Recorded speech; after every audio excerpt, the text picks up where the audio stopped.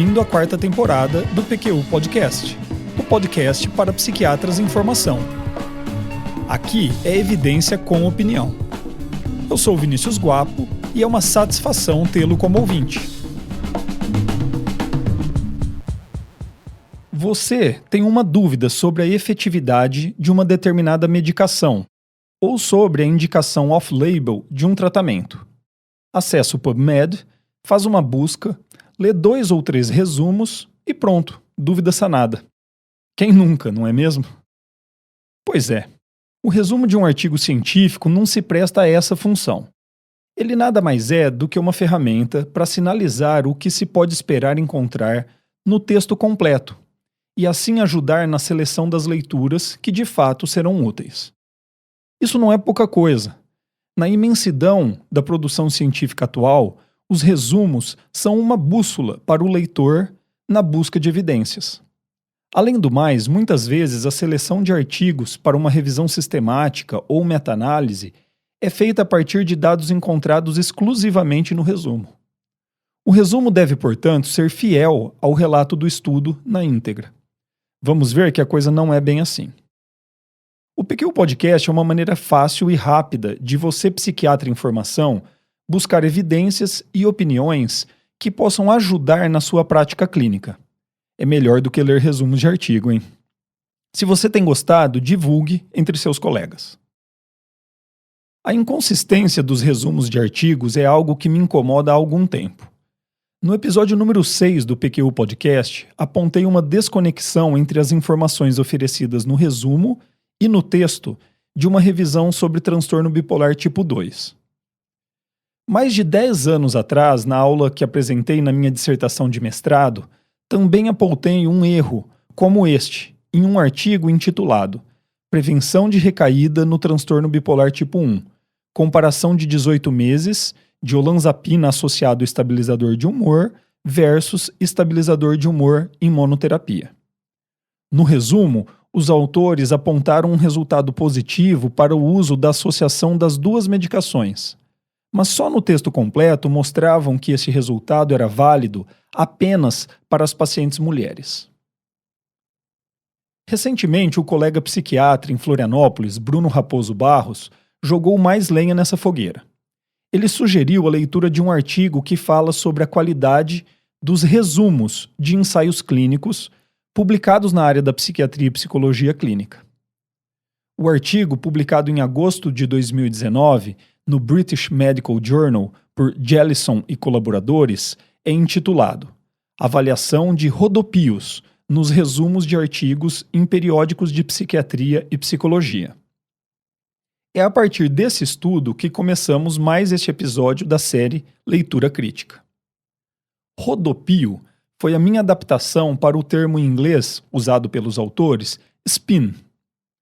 Em prol da clareza, eles definiram rodopio como, abre aspas, o uso de estratégias específicas de redação, seja qual for a motivação, que tem como resultado destacar os benefícios do tratamento experimental, apesar da insignificância estatística dos achados referentes ao desfecho primário, ou ainda desviar a atenção do leitor de resultados estatisticamente não significativos. Fecha aspas. Foram considerados rodopios 1. Quando os autores focaram em resultados significativos de desfechos secundários. 2. Quando interpretaram com importância equivalente a resultados estatisticamente significativos aqueles sem significância. 3. Quando utilizaram de retórica positiva na interpretação de resultados estatisticamente sem significância, por exemplo, o uso do termo tendência à significância. Ou ainda alegaram benefício clínico a despeito de resultados negativos do estudo. Jellison e colaboradores buscaram artigos que relatavam ensaios clínicos de psiquiatria e tratamentos comportamentais em humanos publicados de 2012 a 2017 em periódicos que eles consideraram de grande relevância na área, a saber, o JAMA Psychiatry, American Journal of Psychiatry, Journal of Child Psychology and Psychiatry, Psychological Medicine British Journal of Psychiatry e Journal of the American Academy of Child and Adolescent Psychiatry. Segundo os autores, estes são os periódicos que publicam ensaios clínicos apontados como mais relevantes segundo a seção Psiquiatria no Google Scholar. Para ser incluído na análise, o estudo precisava ter um desfecho primário com resultado negativo. Além disso, era critério de inclusão que o desfecho primário estivesse descrito de maneira clara. É claro que um estudo que nem mesmo se deu ao trabalho de identificar e descrever o desfecho primário não deve ser levado muito a sério.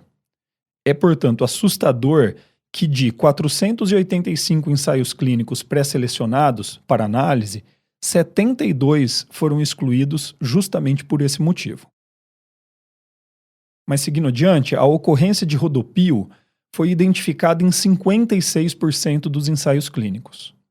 2% ocorreram no título, 21% na seção resultados do resumo, 49% na seção conclusões e 15% tanto na seção resultados como conclusões. Os autores analisaram o impacto do financiamento pela indústria farmacêutica na ocorrência de rodopios no texto do resumo e não encontraram relação. Quanto ao tipo de rodopio, segue alguns exemplos mais comumente encontrados. 1. Colocar foco em um desfecho secundário estatisticamente significativo com omissão de desfechos primários não significativos. 2. Foco em um desfecho primário significativo com omissão de outros desfechos primários não significativos. 3. Alegar não inferioridade ou equivalência de uma intervenção a partir de um desfecho não significativo. 4. Uso de frases como tendência à significância estatística. 5. Foco em um subgrupo na análise do desfecho. 6. Focar em um resultado que não estava especificado nos objetivos do estudo. E 7. Enfatizar a magnitude do resultado, mesmo que não tenha alcançado significância. Na minha opinião, esses resultados são preocupantes. Há estudos mostrando que é comum a prática de médicos lerem apenas o resumo de artigos em busca de evidências, e que a informação presente no resumo tem impacto relevante em suas decisões clínicas. Apenas um estudo até o momento investigou especificamente o impacto da presença de rodopios nos resumos de artigos e mostrou que a presença de tal estratégia de escrita levou a interpretações mais favoráveis ao tratamento sendo investigado por parte dos clínicos. E mais uma coisa, esse problema não é exclusividade da psiquiatria, não. Ele também ocorre na área da cirurgia coloretal robótica, reumatologia e oncologia, por exemplo. O trabalho de Jellison e colaboradores fez com que eu me lembrasse de um artigo que havia lido anos atrás, esse com um título bastante alarmante. Abre aspas, por que a maioria dos achados de pesquisa publicados são falsos? É um artigo de 2005, escrito por John Ioannidis, na PLOS Medicine. O artigo é polêmico. Mais ainda o título. Ele recebeu críticas, mas não pode ser facilmente descartado ou refutado em sua totalidade. O autor apresenta uma equação para chegar a uma conclusão chocante, que mais de 50% dos achados positivos publicados seriam falsos. Eu não pretendo discutir a equação toda, fugiria do nosso objetivo e eu teria alguma dificuldade para fazê-lo. Mas a lógica da equação proposta baseia-se no seguinte: a probabilidade de um achado ser de fato verdadeiro depende de 3 fatores. Primeiro, a probabilidade a priori de ser verdadeiro, antes mesmo do estudo ter sido realizado. E esse fator depende basicamente do objeto de estudo. Segundo, o poder estatístico do estudo. E terceiro, o nível de significância estatística. Sendo que esses 2 últimos fatores dependem de aspectos próprios do estudo, como desenho metodológico, amostra, análise dos dados e apresentação dos resultados, que, quando enviesados, aumentam a probabilidade de um resultado positivo ser, na verdade, falso. O autor aponta para o erro muito comum dos pesquisadores e leitores basearem suas conclusões levando em conta quase que exclusivamente o terceiro fator, a saber, um valor de p menor do que 0,05. A partir daí, o autor propõe então 6 corolários. Corolário 1.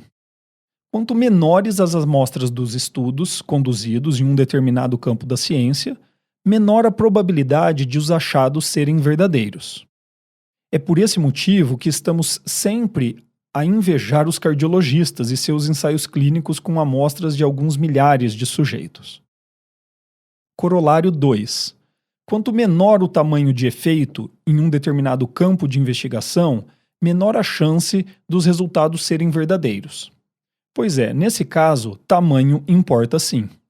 Achados de riscos relativos com valores entre 13 e 20, como os do impacto do cigarro no câncer ou doença cardiovascular, têm uma chance inegavelmente maior de ser verdadeira do que riscos relativos de 1,1 a 1,5 em outras áreas da medicina. Corolário 3. Quanto maior o número de relações testadas em um determinado campo do conhecimento, menor a possibilidade de um achado ser verdadeiro. Em alguns temas da psiquiatria, ainda estamos literalmente atirando para todos os lados, tentando criar hipóteses que ainda deverão ser testadas em estudos confirmatórios. Corolário 4. Quanto maior a diversidade de desenhos metodológicos, definições, escalas de medição, desfechos e métodos estatísticos em um campo da ciência, menor é a chance de um achado ser verdadeiro. Por esse motivo, torna-se tão importante o esforço em se criar padrões para a condução de pesquisa e escrita de artigos para diferentes áreas do conhecimento. Na psiquiatria é comum a proliferação de diversas escalas para se medir, em linhas gerais, o mesmo desfecho. Às vezes, escalas são criadas apenas para atender a um determinado estudo, quando já existem medidas que poderiam atender aquela demanda. É óbvio que a comparação entre estudos de diferentes grupos ou ainda a compilação de resultados em revisões ou meta-análises fica também prejudicada por essa prática. Corolário 5. Quanto maiores os interesses financeiros e outros interesses em um campo da ciência, menor a probabilidade de um achado positivo ser verdadeiro. Os males do conflito financeiro são óbvios a todos nós. O autor acerta ao apontar para conflitos não financeiros, como crenças, busca de prestígio ou, mais recentemente, a necessidade de alcançar resultados na métrica de avaliação da produção científica. Corolário 6. Quanto mais, entre aspas, quente um assunto, com maior número de equipes de pesquisa envolvidas, menor a chance de um resultado ser verdadeiro. A excitação generalizada sobre um campo da ciência gera reações exageradas a achados ainda preliminares, sejam eles positivos ou negativos. Nesse ambiente, os vieses proliferam, desde as escolhas metodológicas até a escrita do artigo. E aí, tá desanimado por aí? Considerando largar a psiquiatria e abrir uma pousada em Trancoso? Como eu disse antes, o artigo é sim polêmico. Foram feitas duras críticas, questionando principalmente a alegação de que mais que 50% dos achados positivos publicados não são verdadeiros. Mas como eu mostrei para você, ele tem bons argumentos. E mesmo que a alegação de que a maioria dos resultados são falsos pareça exagerada, vale a pena ler esse artigo. Outro ponto importante. John Ioannidis não é um polemista qualquer buscando seus 15 minutos de fama no PubMed. Pelo contrário, Ioannidis é professor de medicina e estatística na Universidade de Stanford, com muitos artigos publicados na área da metaciência. Um dos cientistas mais citados no mundo, com um índice H de 147. Para o seu alívio de muitos pesquisadores mundo afora, depois de apontar todos estes vícios na produção científica, John Ioannidis propõe estratégias para corrigir esta situação, levando em consideração que cada campo da ciência, cada especialidade da medicina tem características próprias a serem respeitadas. A primeira estratégia seria buscar produzir ou consultar estudos com maior impacto, grandes ensaios clínicos, meta-análises com poucos vieses, por exemplo. Uma consequência dessa estratégia é a constatação realista de que seria impossível obter evidência de alta qualidade para todas as milhares de questões em pesquisa. A saída para este impasse, segundo ele, é focar esforços e recursos em questões e áreas do conhecimento em que a probabilidade de achados verdadeiros seja alta. Outro ponto importante é focar recursos na produção de evidências sobre conceitos bem descritos, bem delimitados, e ainda que tenham como resultado repercussões amplas na área de conhecimento estudada. Outro ponto importante é ter em mente que uma andorinha não faz verão. Quando muitas equipes estão em busca de um determinado resultado, é a totalidade das evidências que deve ser avaliada, e não apenas um achado estatisticamente significativo. Uma última estratégia proposta por Ioannidis é a elaboração de protocolos de conduta na produção de evidência e na divulgação dos resultados. Um exemplo com resultados muito bons foi a adoção da prática de registro de ensaios clínicos em plataformas abertas ao público, como o clinicaltrials.gov. Bom, o primeiro artigo de Jellison e colaboradores apontam para um problema bastante específico. Mede o quanto a escrita de resumos de ensaios clínicos nas áreas da psiquiatria e da psicologia tem usado de estratégias retóricas, como rodopios, acomodações e arranjos, para inflar seus resultados. O segundo artigo é de ordem mais genérica, aponta para um problema que abrange várias etapas da produção científica. Ioannidis cita a psiquiatria como uma das especialidades médicas mais problemáticas em termos de produção científica, em comparação com a cardiologia, por exemplo. É ou não é motivo para que façamos sempre uma leitura crítica e mantenhamos os olhos bem abertos para os resultados que nos parecem bom demais para ser verdade? Eu termino parafraseando Winston Churchill, que disse que a democracia é a pior forma de governo, com exceção de todas as demais. Eu diria que a ciência é a pior forma de produção de conhecimento, com exceção de todas as demais. Espero que tenha gostado. Acesse nossa página no Facebook.